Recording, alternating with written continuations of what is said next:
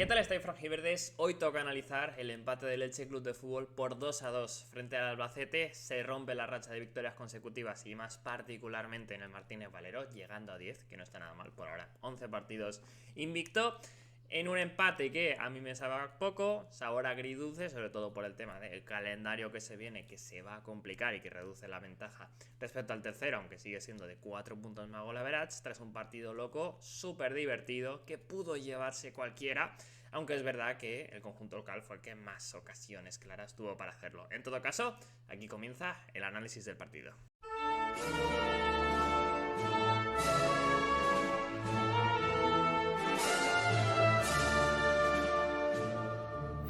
Comenzamos, por supuesto, analizando el 11 que utilizó Sarabia para medirse al Albacete. En este caso yo diría que es el 11 de gala, que si mañana hubiera una final, este sería el equipo con el que el Elche Club de Fútbol empezaría. En portería Matías Dituro, en defensa Vigas hace un grupo de pareja de centrales, lateral derecho Álvaro Núñez, por la izquierda Salinas. Yo aquí recordáis que la previa ponía a John Chetoya por la derecha para protegerse un poco más ante John Morcillo, un extremo súper potente que podía generar, de hecho, en parte lo generó peligro a este equipo, sobre todo en transición, aunque el Vasco estuvo bien. Y además, pues, en caso de ver amarilla, se hubiera perdido el partido ante el Granada. No fue el caso ni mucho menos, solo veo amarilla a Vigas, pero yo era una opción que consideraba, como también la de Jairo, para dar descanso a Salinas, pero es verdad que Pablo Sáenz es un fantástico extremo, el del Albacete, regatador y demás, que podía hacer mucho daño, y es verdad que defensivamente, aparte de que a día de hoy pues, seguramente sea mejor jugador, defensivamente Salinas es más que Jairo y era un poco arriesgado por ese motivo. Por delante, Febas pivote y los Nicos. Igual podemos debatir si en algún punto Ahogado llega a ser el titular y se cuela ahí, que es la única opción, quizá adelantando a Febas, pero por ahora yo creo que es el centro del campo más titular, sin duda, con el gran rendimiento que está dando en las últimas jornadas Nico Castro. Los otros dos lo han hecho durante toda la temporada y hay pocas dudas. O sea, como digo, del Maño, que además, como había tenido molestias físicas o había empezado la semana a menos ritmo, pues era lógico que no saltara de primeras al campo. Y luego, los de arriba, Valera, Josan, Agustín Álvarez. Aquí que creo que tampoco hay debate. De hecho, y quizá debería haberlo algo más. Luego comentaremos con la subida de rendimiento de algún jugador de banquillo por ahora. Pero bueno, como digo, en general, no sé si estáis de acuerdo conmigo, pero el mejor 11 que puede sacar a día de hoy el conjunto franjiverde. De inicio ambos equipos demostraron cuál era su plan, un Albacete valiente que buscaba al Elche, sobre todo haciendo transiciones, es verdad que se cerraban atrás teniendo la posesión al conjunto franjiverde, y el equipo local evidentemente a tenerla, a generar ventajas y buscar mediante la posesión y el toque de balón pues generar la mayor cantidad de ocasiones posibles. A partir de ahí, como digo, primera acción del partido, el Albacete, desborde de Morcillo por izquierda, centro a Cofané, que es bastante clara, incluso la puede dirigir mejor. Igual estaba algo frío el camerunés, que luego lía una importante, ya lo sabéis, pero bueno, para analizar primero este primer tramo, que lo vamos a situar desde el 0 hasta el primer gol, hasta los 13 minutos. Es verdad que la igualdad inicial con un Albacete, como digo, respondón, va cayendo y poco a poco el Elche se va haciendo dueño y señor del partido, dominando con pelota, metiendo cada vez más atrás al conjunto manchego, dejándole con pocas opciones para salir. Hay un par de ocasiones de primeras centros, por una parte de Josan, que no encuentra rematador, por otra de Valera en un desborde que Agustín remata a las manos de Raúl Lizain. Además de ello, un disparo alejado de Nico Fernández a las manos también del portero canario, pero en general varias situaciones de peligro del Elche que sobre todo estaba empezando y consiguiendo embotellar al conjunto manchego y limitar la capacidad de transiciones que tiene este equipo, que luego se iba a comprobar bastante, pero te podía hacer bastante daño por ahí. Y aprovecho este tramo para comentar dos de los argumentos que podía tener este Elche para terminar de solventar esos problemas que se podía decir tenían ante bloques cerrados, que comentamos en anteriores vídeos. Es verdad que equipos que se plantan bien atrás y defienden bien es complicado siempre de marcar el primer gol, que son tareas de desgaste de 90 minutos, pero algunos de los puntos de mejora yo creo que era el hecho de que Febas se atreviera más con conducciones, rompiendo por dentro, generando ventajas. Y es verdad que pues marcó un gol espectacular contra el Eldense, haciendo de esta su mayor virtud, que es lo que tiene, pero que no se había atrevido tanto, no había sido capaz de imponerse en otros partidos. Ante el Albacete, sobre todo en el inicio, sí que lo hace, genera, como digo, varias ventajas por ahí importantes, aunque luego no se sostiene tanto durante el partido. Y es verdad que el Albacete pues no estaba ni muchísimo menos tan cerrado como el partido contra el Eldense, ni contra el Racing de Ferrol, que ya salió un poquito más. El Albacete yo creo que se notó en parte el hecho de que ya no se jugaba nada entre comillas y salió valiente a hacer daño, que normalmente fuera de casa no lo es tanto, pero la verdad es que es para aplaudir. Se vio un partido muy bonito, pero no pasándome ahí del tema. El otro argumento que quería comentar ante este tipo de equipos, de Nico Fernández. Primero, en sí mismo, su magia que tiene, la capacidad para hacer daño en espacios reducidos, sabemos lo diferencial que es. Creo que se puede notar especialmente en este tipo de partidos y de hecho ya pesó ante el Racing de Ferrol. Aunque ahí no estaba al 100%, yo creo que en el partido ante el Albacete ya da un paso adelante para igual no estar a súper nivel máximo, pero ya cerquita en esta labor de ir metiéndolo en rodaje que ha tenido que hacer Sarabia para las últimas jornadas. Y particularmente también el disparo lejano. Cuando se cierran atrás, normalmente te pueden dejar más espacio en la frontal. Si golpea, les obligas a salir, les obligas a dudar. O incluso, pues, puedes tener la situación de, oye, tanto tiempo estando cerca del área, puedo intentarlo directamente. Y en una situación así es como el Elche encuentra el primer gol, tras una jugada asociativa en la que Nico Castro encuentra a Nico Fernández bastante liberado en la frontal del área y el Albacete, como comentaba, quizá estaba demasiado aculado. Además, los centrocampistas no terminan de encimar. Hay una brecha evidente ahí en el sistema defensivo del Albacete, que salió con dos centrocampistas de mucha calidad, que de hecho hacen un buen partido, Antonio Pacheco y Javi Villar, pero que ni mucho menos eran pivotes defensivos, quizá ahí se nota.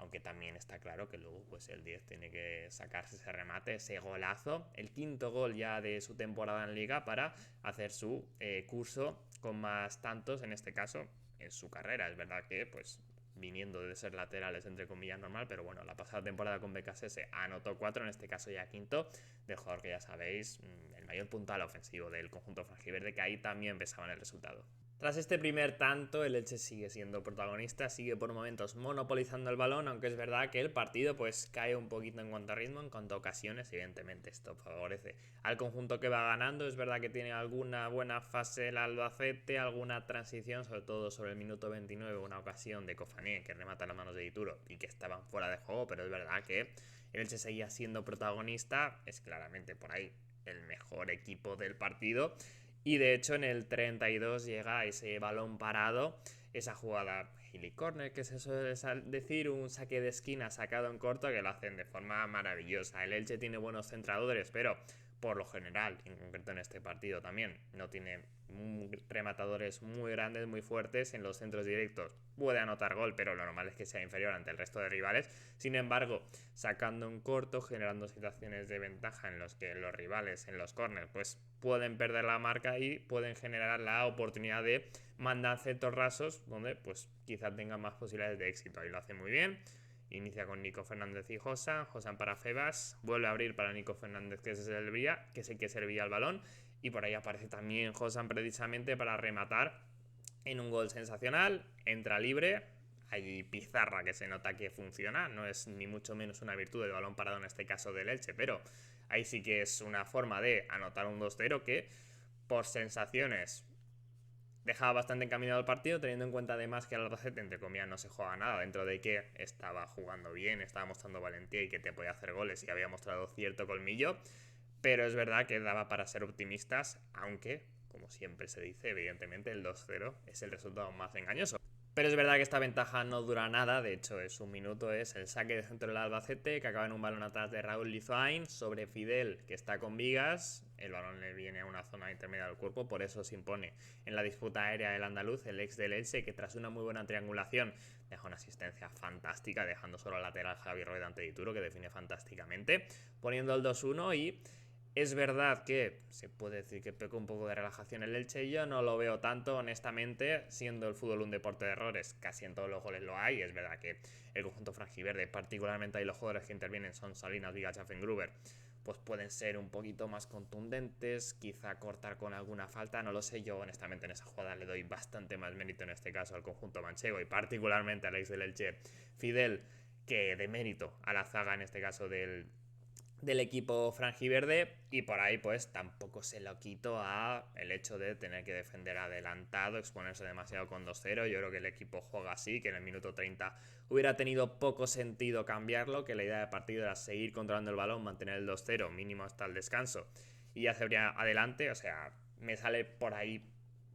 poco que decir en cuanto a fallos, dentro de que pues en todos los goles siempre se puede hacer algo mejor. Aunque es verdad que en el último análisis un suscriptor me comentaba que no era la primera vez que el Elche sufría ocasiones del rival poco después de marcar un gol. Que no está claro si es casualidad, causalidad, pero ya había pasado, comentaba él, en Oviedo, Almería, Córdoba, Cádiz.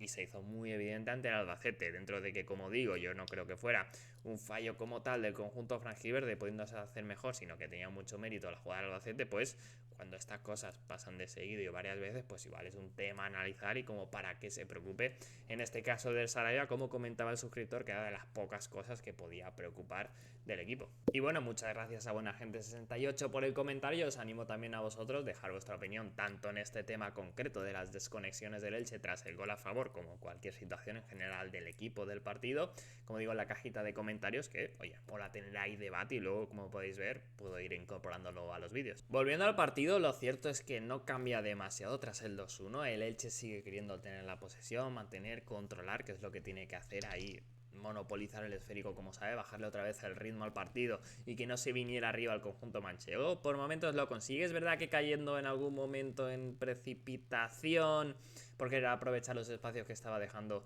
el conjunto manchego, que ahí se pone valiente. Pero es cierto que nada más anotar el Albacete, este 2-1 tiene una situación en el Elche clarísima, en este caso de Germán Valera llegando desde la izquierda dentro del área, que si llega a acertar en su centro, que despeja al Aguilar, que destacamos por cierto en la previa, pues Agustín Álvarez prácticamente solo tenía que empujarla y hubiera sido un 3-1 que hubiera estado 1-0 y después 2-0, 2-1, 3-1 seguido. No fue el caso, ahí como digo, sigue más o menos parecido el partido, pero es verdad que el Albacete tiene alguna posesión y sobre todo encuentra el gol, en este caso de Cristian Cofané, en una jugada que el Elche tenía controlada. Germán Valera cubre el espacio de Salinas, que había saltado a presionar al extremo, y en una situación bastante tranquila, diría yo, hace un despeje pues de atacante que no se suele ver en esas situaciones, la manda al cielo, un balón que cae otra vez en el área, y es verdad que en el duelo de Vigas con Cofané quizá pueda estar mejor el Balear, el capitán, pero claro, el camerunés de 18 años, que tiene unas condiciones bárbaras, pues la tiene que bajar así, pasársela por encima y meter ese boleón. O sea, para mí el fallo evidente es ahí de Valera, que es verdad que pues no se le puede exigir ahí demasiado en faceta defensiva. Y luego, pues Viga sí puede estar algo mejor, pero ahí sí que tiene muchísimo mérito lo que hace Cristian Cofané, que es una barbaridad de gol, la verdad. Este segundo gol sí que afecta un poquito más al Elche, sí que llega a perder en algún momento el control, sin ser tampoco nada exagerado, y es verdad que pues fruto de verte 2-0 en casa y la victoria pues más o menos encaminada, viendo con la dinámica que estabas, que te empaten en esas dos acciones tan potentes, aunque es verdad que en la segunda, como comento, hay un fallo más o menos evidente, pero vamos, es fruto de la calidad individual del conjunto manchego, al más acciones, como digo, de mucho nivel, y hay alguna duda, y ahí de hecho el Albacete termina de apretar y se queda incluso cerca de irse al descanso con 2-3, que seguro que hubiera sido un golpe importante en nada, 3-4 picotazos que llega. Tampoco es que llegue mucho más a portería el conjunto manchego, pero sí que es verdad que primero tiene un desborde de Joe Morcillo que se va por izquierda y mete un buen golpeo, que aparece ahí Matías Tito el primer palo, y luego Javi Villar, el hermano de Gonzalo por cierto, que en un disparo lejano que rebota en Affengruber pues va por arriba, también lo detiene el argentino. No son dos paradas sensacionales, pero sí que está ahí bien, atento a los despejes el guardameta. Y yo creo que al Elche le viene bien el descanso, pero tampoco es que ni mucho menos acabe pidiéndolo la hora y emboteado en su campo. Por momentos genera un par de llegadas y de hecho la primera parte acaba con un balón parado a centro de Nico Fernández, que remata a Fengruber de tacón, que no es una ocasión clarísima ni mucho menos, pero que sí que tiene sus llegadas el Elche dentro de estos pocos minutos tras el 2-2 y de pues ese pequeño shock que supone, aunque ni mucho menos, como digo, cederan al balón replegados y que sea una barbaridad, diría yo, que decae el equipo franjiverde. El inicio de la segunda parte del Elche me gusta bastante, vuelve a ser protagonista, vuelve a limitar bastante las llegadas del Albacete, las transiciones. En este caso no hay ninguna ocasión súper clara de inicio, pero sí varios centros, incluso algún golpeo lejano de cierto peligro. Particularmente se puede hablar del golpeo de falta de Agustín Álvarez al palo de Raúl Lizain, después de una mano de Pepe Sánchez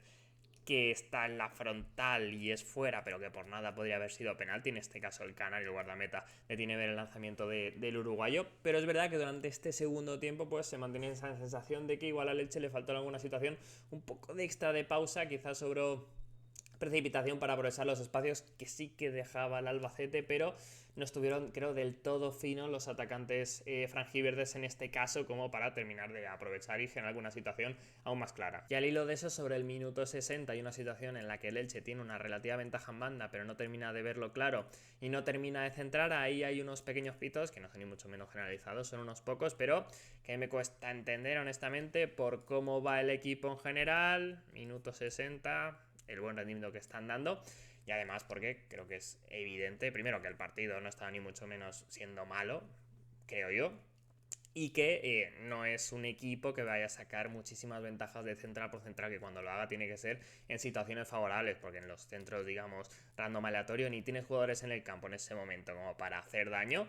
ni va a ser superior ahí al Albacete. Entonces yo entiendo que por momentos se pueda llegar a impacientar, pero vamos,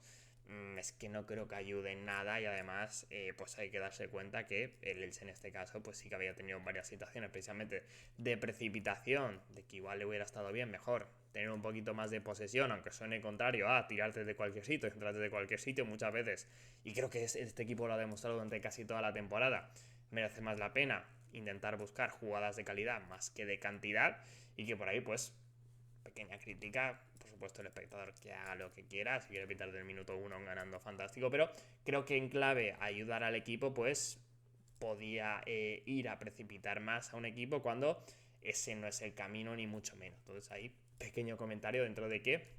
el partido, como digo, no cambió una vereda por esos pitos ni fuera un tema generalizado. Pero bueno, más allá de eso, hablando de alguna situación más en este tramo antes de los siguientes cambios, contragolpes tiene el Albacete, la más peligrosa de Cristian Cofané, absoluto dolor de muela, sobre todo tras ese 2-2, disparo lejano que para bien Ditur arriba, pero que mostraba cierta amenaza que iba teniendo el conjunto manchego, pese a la superioridad evidente del conjunto franjiverde, que en cuanto a peligro, un disparo a la red lateral de Álvaro Núñez y sobre todo un lanzamiento de larga distancia, en este caso de Nico Castro, tras una buena asociación con Germán Valera. Hablamos antes de lo importante que era ese disparo lejano, en este caso lo intenta el argentino con su zurda, tiene muy buen golpeo ahí y vamos, se le va por nada y se queda ahí a muy poco de poner el 3-2.